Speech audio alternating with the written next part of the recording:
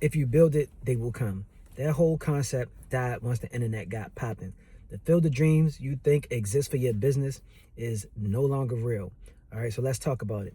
I just got off a call. I did a consultation call. I'm out running my errands at Trader Joe's, right? Just did a consultation call before that, and we both were talking about how you can't be too cool to show up online and talk about your business, even when you struggle with what your content is about, what's going to be the foundation or the pillars of your content. You got to just be willing to execute and show up and create the actual content for your business, because no longer are most businesses tied to like their geographical location, right? You could build it before and people had to come to your business, but now online, everybody has digital real estate. So why would people just come to your place? There's a lot more competition. The barrier to entry is lower, but that doesn't mean you can't succeed. And so a lot of people get discouraged because they think just because there's more competition that it's harder to build a business. Well, this is what you have to do to actually go and build the business. Go meet the people where they are. So you build it and meet them where they are. And if you're really smart, you meet them where they are, and then you build what they tell you that they want. Okay, but that's a little bit different. That's about building an audience first and then having a business. So, and then building a business based on what that audience wants. And that is actually a really smart, cost-effective way to build a business. But let's say you already have a business, you already have skills, you already have a skill set, right? Especially if you have a skill set that you got training on, right? If you got a trade and you're trying to get business, or you have like professional skills, you're a service provider and you have an expertise in something. People not coming to get you whatever you're an expert in. If you're not telling them about it, if you're not sharing your expertise, they're not coming to you. They're not looking for you, because that's just not the way human psychology is. They're going to go with what you hear all the time, the people that they know, like, and trust. And they cannot get to know you if you just build your business, you go file your LLC, you copy a domain, and you host a website, you got a landing page, but you won't drive people to the landing page. Okay? Your landing page is showing up on page 27 of Google, right? On Google search, and it's definitely not showing up in AI search, because you refuse to talk about your business in a way that helps people understand how you help them, in a way that demonstrates your expertise. And that's what you got to do. You can't just build it and think that they're going to come. That field of dreams is no longer real. So the best thing to do is to write down what it is you know you're good at, do some case studies, study the best people that you like online, and then go and talk about it. Every opportunity you get, you talk about it. And that doesn't mean you have to go and sell all the time, but you should be talking about, if you have a business, you should be talking about your business somewhere. Like all that too cool, I'm getting money offline, I ain't really with the whole internet, I ain't really on this, I ain't on the social media. That's cool. You can have a business that succeeds, but it does not hurt to ever be on social media talking about it. It is the greatest outsized like return that you can get comes from creating content about. Now you can create content on pamphlets. You can just create content and put it on your website. And if somebody comes to your website, they have a whole catalog of content, you winning. But not wanting to show up online, I ain't really the social media type. Man, don't nobody care about that. Okay? Is you the type that want to get money and help people? Do you really care about helping people? Because you can help the absolute most amount of people if you're online where all of the people are. So you got to get over that. Now, like I said, you don't need to be online for a business to succeed. So if you found a way to succeed in your business and you're not using social media, that's fine and dandy. Nothing's wrong with that. I want you to continue to succeed in doing that. And it never hurts to have content that's helpful. Now, the way that I found to be best for me and all of the people, all of the coaches, or any programs that I invest in online, these people have shown up online and demonstrated their expertise.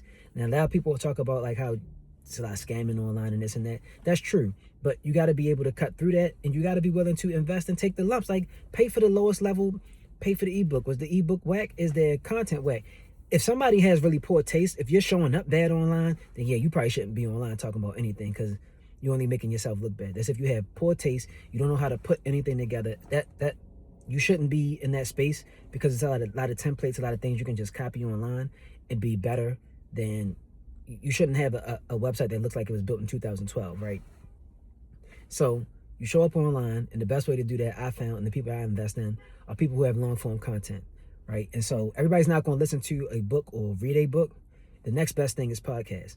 Just, you can learn so much from people who already been in the game. Okay. And it's just it's a easier way to consume information that you need than reading a book. So you show up on a podcast, a video podcast, or an audio podcast. You have to remember that you are demonstrating your expertise. As they say, you living in somebody's earballs. You are directly connecting with them. They know your voice. They may know what you look like, but if somebody knows your voice and they get used to hearing you all the time, and you online talking about what you do, how you help, you're talking about your frameworks and all that good stuff, and the 1, 2, 3 process, you're talking about the pain points, and you're talking about a client that hit you up that everybody loves talking about this. It's so rewarding when I get that email or that call or that DM like, yo, this helped me out so much. You only ever hear that from people who post online, because you're gonna have to share the content. You gotta share those wins.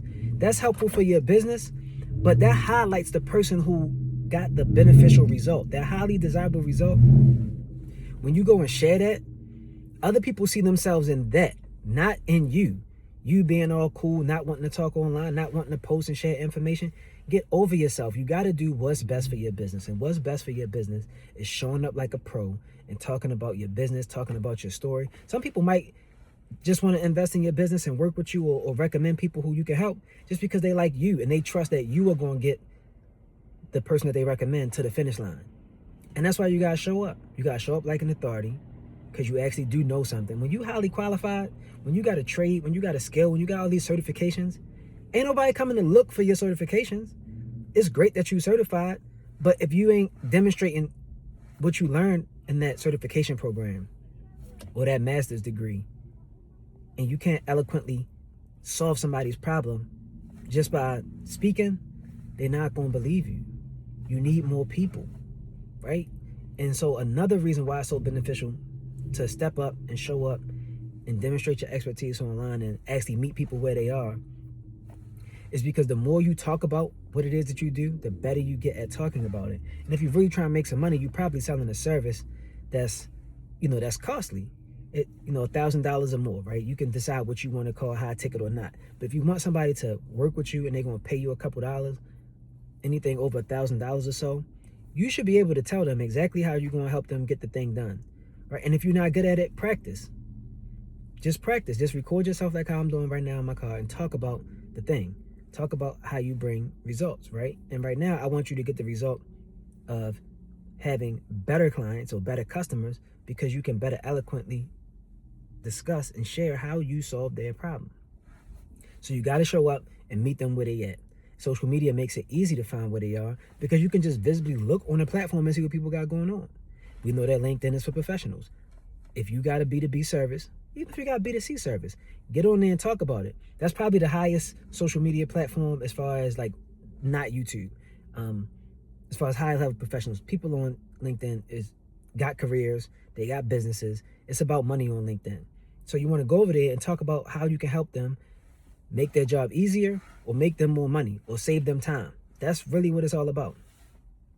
You could do the same thing on all the other platforms, right? But you should know, if you got a business, who your core and target audience is and where they like to hang out online. And then once you know where they are, go hang out over there and talk about how you can solve their problems. If you go over there and talk about how you can solve their problems, you're going to have less problems in your business. The problem you're going to have is more demand than supply, and that is how you maintain a healthy business. Stop believing in that field of dreams just because you went and got your business, that it's all good and people need to rock with you because you're so talented and you so gifted and you pay attention to detail and you're a perfectionist. I can't stand that. I remember somebody called me a perfectionist a couple years ago, and I took it, it's a compliment to most people, but I was like, I don't really subscribe to that. I'm not a perfectionist. That's just like, some people, you can be a perfectionist, but do you execute? Do you get the stuff out? Like, I ain't a perfectionist because I don't care about it being perfect. I care about it getting done. I can get something to 80%. And the more you get, I understand the imposter syndrome. I understand how difficult it is to not want to share or get used to speaking on camera or whatever. But if you can get something to 80%, you get good results out of that 80%. And you really know the parts that you missed and messed up on. And if you messed up so bad and you get feedback from a customer or client, then you got to welcome that. But that's only going to happen if you build it and then go meet people where they are. You got to go meet them where they are. They're going to give you good feedback. Whether it's positive or negative, you know what to double down on, you know what to correct, you know how to deliver better results. Now you can get to the 100%. You being a perfectionist, trying to do content or trying to perfect your skill in your craft behind the scenes, that's cool. That's only 100% to you. You think that's 100%. It got to be 100% in the real world. That's the field of dreams. In your mind is your business. It's not out in the world. You got to put it out. And you got to be able to talk about it. So just practice. Just open up your phone just like this. Talk about it. Start to establish yourself as somebody who is an expert in your field. Podcasts are excellent for that because it's a long form piece of content. You can go find. Now, listen. It's very simple and easy to find podcasts because, they got it all tagged in the algorithm or hashtag or whatever. You can find podcasts to get on. And everybody doesn't have a podcast. The game is not oversaturated. The reason why you need to be on them is so that so you can borrow from other people's audience. And before you hop on that podcast, I'm going to tell you one more thing. It's a thing called FOBO. Everybody don't know about it. In the marketing space, people who understand copywriting and stuff like that, everybody don't talk about it, but it's real. And I knew about it, but it's difficult even for me. FOBO is fear of being obvious. You spent all this time getting your skill set up, getting those degrees, getting those certifications, and now you're speaking all this high-level intellectual stuff around your business and the problems you solve. But the people who you want to help don't understand it in that way. You talking to stroke your ego or to make sure your peers in the same industry know that you know your stuff. But that's not who you need to be. That's not who you're trying to work with. That's not who you want to get in your business. You want to get clients into your business. So you got to get over the fear of being obvious, bring it down a few notches. I'm going to give you a quick gem. Every time I write something that has to be read like by a lot of people, or even in my content scripts, I put it in Hemingway app so it can tell me what grade level it is. And you want it 5th grade level, right? You can go up if you know you have a sophisticated audience, but it's not required. You don't need to be tripping over it. You need to keep it as simple as possible because even smart people don't want to spend a lot of time thinking about content online. All right, so you practice talking about how you can solve people's problems in a very eloquent, simplified way. That's going to attract the people, right? And you go and you meet them where they are and you talk about it that way, and now they're more likely to come and support your business, get into your business, hire you for your business, or rehire you if you hired them before. They might have hired you before, but you wasn't easy to work with, or even if you got them the result, you just didn't deliver it in a way that was easy to interface with or easy to understand. You kept talking the technical stuff and they just like, you know what, all right, fine, just, do it, and here go the money for it. But really, it wasn't really a great experience on their end because you stuck trying to make yourself feel good because you know a thing or two about a thing or two. We got to come up off that tip about this field of dreams, and we really got to understand that if you're going to build a business and if you're going to start a business, they're not just going to show up. You got to go and meet your ideal clients and customers where they are. Most of them are going to be online somewhere, depending on your business, right? If you got like a local grocery store, okay, you might need to just rely on traffic. Anything in retail, I don't recommend. If your first business is retail, I don't think you should do that, brick and mortar or any retail, right? I own the juice bar. I know what that's like, competing amongst Chipotle and Subway and Starbucks and the Asian sushi restaurant spot and the Thai food across the street. Like I was across the street from a Smoothie King, like directly to the point where I was taking their employees because I just had the coolest spot to work at. And then I thought I was in competition with them, but then I started showing up online and people was like, now I'm coming over here because you got the healthy smoothie, right? They were people who were living a healthy lifestyle, okay? So they wanted health food, like really healthy foods. They didn't just want like a smoothie supplement with like a whole bunch of powder in it. And that's, if you do Smoothie King, I ain't, you know what I'm saying? That's all good. But I'm just telling you, because I showed up, I started to see the difference in what I had versus what somebody else had, because I can't talk about just a smoothie. I got to talk about my smoothie. My smoothie got this. My cold pressed juice, is made on a commercial machine, 2-part process. It's in the refrigerator. It's in a glass bottle. I'm showing up. I'm talking the talk and walking the walk. And you might be doing both. You might be walking the walk, but you ain't talking the talk, so ain't nobody going to believe you.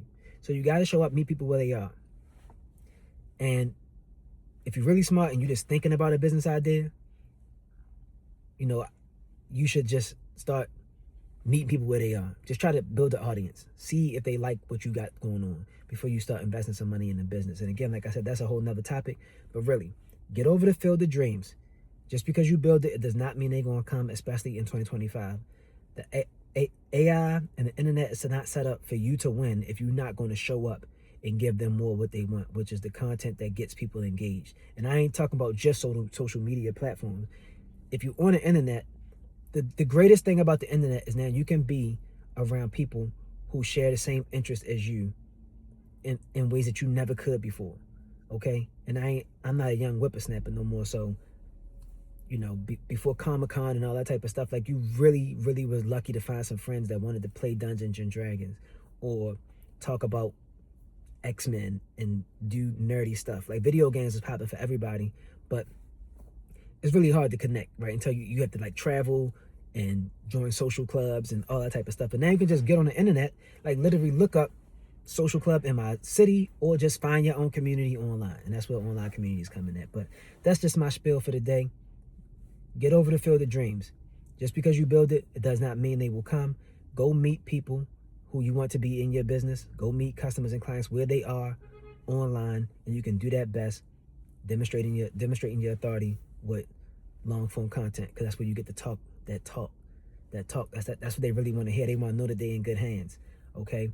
Or you can demonstrate that with long form content. Like you can just go online sometimes, and some people say like it's so soothing to watch people like cook or bake, or watching craftsmen build their stuff. But you only know that they can do this because they put it online. Now you got some short form examples of that, and I ain't about to try to talk about the exceptions to the rule, but show up and demonstrate your authority. The easiest way to do that is long form content, because then you can really flex your knowledge and be personable at the same time. That's my piece for the day. Appreciate y'all for watching. Catch you in the next video.